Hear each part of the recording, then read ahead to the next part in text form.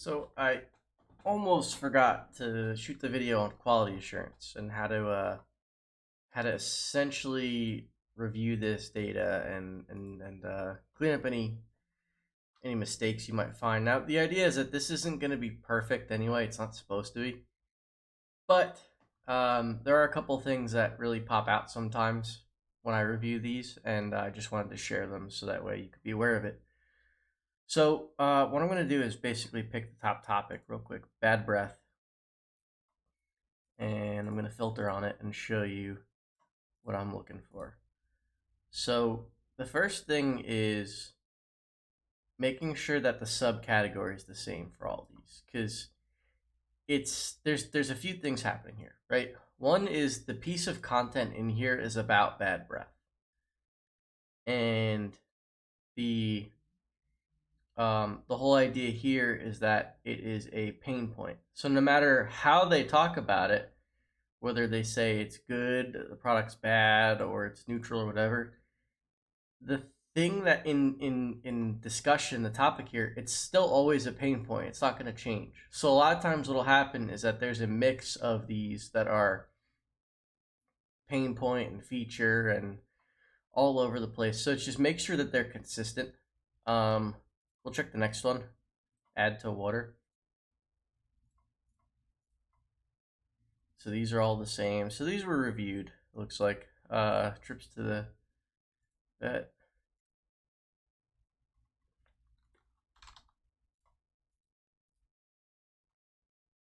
Okay, here's one, features. Paying $500 to get. So yeah, this would go under failure, right?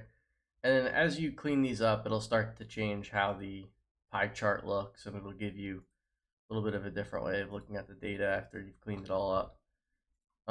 So just something that's really important to pay attention to. So now the next one is, I'd imagine there's probably going to be more in this one just based on the nature of the product, but features that get classified as pain points. So the first one is make sure your topics match your subcategories, match your categories, because it's the sentiment that's going to be variable between them. The sentiment is basically, was the review, were they saying it was good, the product worked, or they're saying it sucked, it didn't work, it was bad. In this case, look at this, like price is still a feature, but they're saying it's bad because it's very expensive, a little expensive. So this is really useful and insightful to know. Now the next one, we'll flip through this and look right here. Here's one. This obviously should be a goal. Thicker hair or feature. So, whatever it is, these should be consistent. Thicker hair, volume, probably more of a goal than a feature, but it really depends on how the person reading this interpreted it. So ingredients give the product its features typically, and goals are essentially what they want to get, and the features are how it works and how it gets them there. So ingredients make the features, which kind of explain how the product works to get you to your goals or move you away from pain. So volume, nice looking hair, like it's kind of tricky because in this case the features are the goals here. The product grows hair, and that's what people want to do. So it makes sense that they're both in here. So it's just something to pay attention to. A lot of products are going to be very different, but if you keep that framework in mind, ingredients give a product its features, which make it so that way you can get to your goals or move away from your pain points. That's really good model and way to think about these things and how they relate to each other. But anyway, just to filter some of these, I just want to filter on features.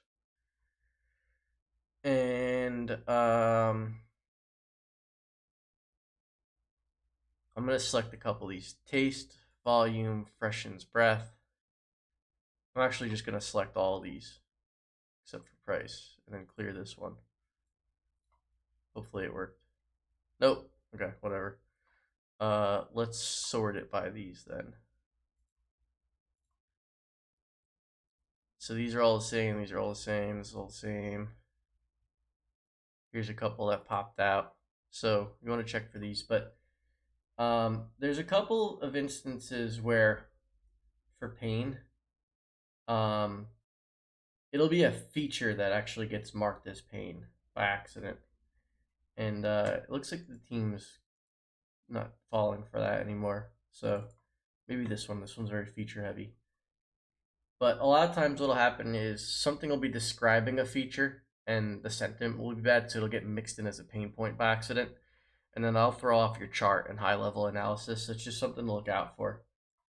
So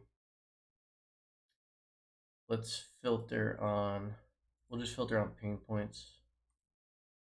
Okay, there aren't any. And this is probably, so exactly, this is oh, he's in the bleeding, didn't floss. So this is more of a failure, to be honest. But nothing in here. So these are all, it looks like they've caught all these. But I was hoping to find at least one. Let's give it one more shot and then we'll call it.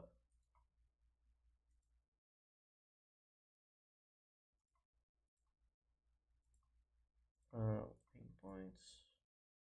Yeah, these are all fine. Anyway, what'll happen is like one of these might be marked. So let's look at the neutral one. Having bad back pain, sitting down, needed relief. So they might say like it was a feature by accident. Or if it was a feature, it was classified as a pain point because the sentiment was bad. So no examples to show you. Team did a good job with this, so that's all there is to it. Anyway, keep that in mind, the relationship between these three. The topics and subcategories should always match.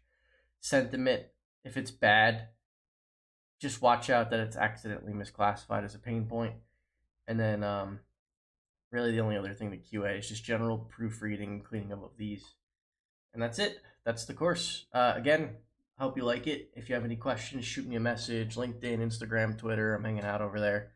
I'll also put a form here. And that way I can collect some feedback on the course and figure out how to make it better. So that's it. Hope you like it.